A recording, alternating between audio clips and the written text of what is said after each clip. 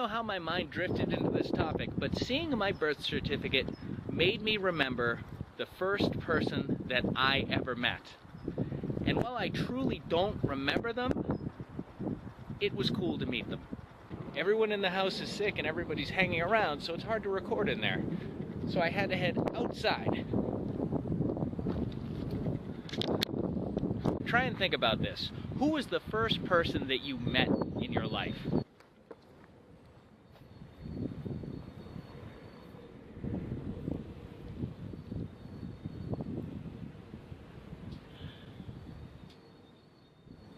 Now, for a lot of you, you're probably thinking that the first person you met in life was your mother and your father.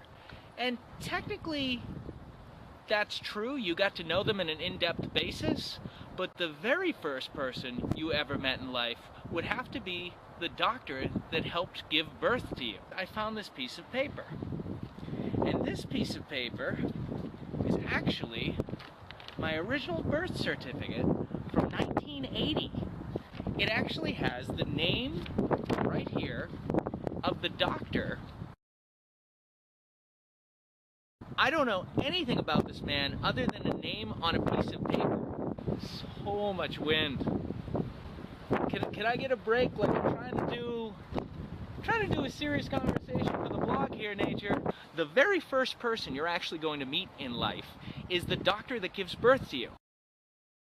The first person you ever got to meet in this world is a person who's barely going to know anything about you. My doctor that birthed me, John Uranzian. So I became curious, what happened to the first person that I ever met in this world?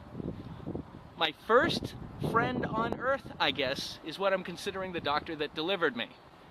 It wasn't an in-depth, extensive friendship, but he made me happy, and I guess he was happy to see me.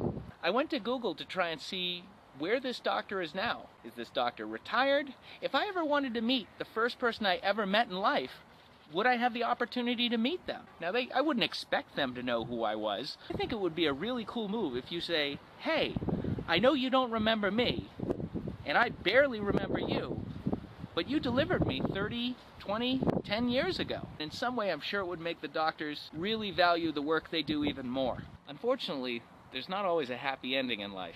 I found that the doctor who delivered me passed away. He got to be 70 years old, which is a pretty good accomplishment, and I actually found his obituary.